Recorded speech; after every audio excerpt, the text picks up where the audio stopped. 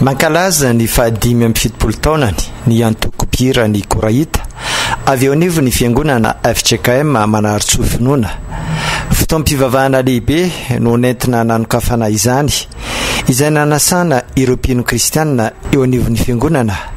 ary teo ihany koa ireo olo-manakaja avy eo anivon'ny fitondram-panjakana ary ireo mpiara-miasa sy ny solotena avy amin'ny antoko-pihira Aravavy izay tonga nanotrona ity fotoana ity. Toriteny Ankira no notanterahana ny tapany maraina ary méga concert évangélique en live kosa ny tapany hariva. Ny mpitandrina filohan'ny STK FIBFCKM no nitondra ny afatra sy ny fanentanana tao anatin'ny toriteny Ankira. Tsy manamaro tena no atao fa ny miaiky ny epoka vita manenina ny amin'ny lasa zany no takin'Andriamanitra mazava loatra ma izay voasoratra ao amin'ny oabolana fahavalo amby roapolo andiny ny fahatelo ambin'ny folo izay milaza manao hoe izay manafina ny fahotany tsy ambinina fa izay mitsotra ka mahafoy azy no azo famindrapo. Raha minimikipy ao anatrehan'ny fahotany isika dia mampahoriny tompo no totalikevitra zany. Fa raha mamiaiky manitsotra indrindra nangataka fiovana no ny aminenina ny amin'ny lasa zany indrindra no akasitrahany tompo ananana fiainana vaovao.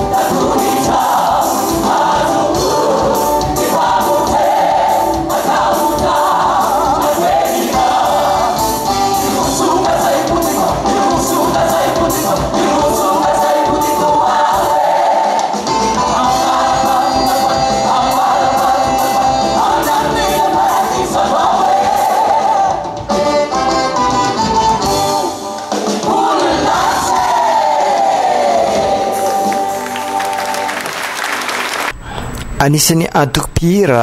mivelatra sy misokatra hatrany ny antoko-pihira ny Koraita eo amin'ny sehatry ny fitorinana ny filazantsara Ankira. Miarahaba ny mpanaraka ny radio télévision Mité TV ny fotoana androany dia taon-jobily ny antoko-pihira ny Koraita jobily fadimy fitopolo taona jobily diamondra dia fotoan-dehibe tonivon'ny fiangonana zany ary misy ny fitoriana filazantsara hetsika ara-pilazantsara zany androany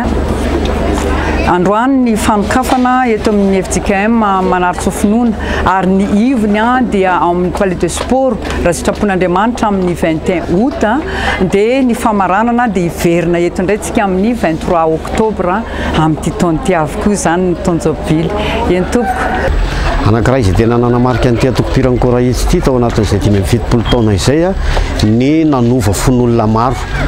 tamin'ny sehatra ny asa fitorinana filazantsara zany betsaka ireo ny bebaka, betsaka ireo nandray an'i Jesosy, betsaka ireo niova fo. Izay zany anankiray anisan'ny nanamarika ny antoko-pihira ny Koraita ity ary isorana an'Andriamanitra moa zany mitombo hatrany ny asa fitorinana ny filazantsara mivelatra be zany, velatra manerana ny nosy zany anenjehana n'ilay tanjona lehibe hoe vontoso filazantsara ny nosy Madagasikara.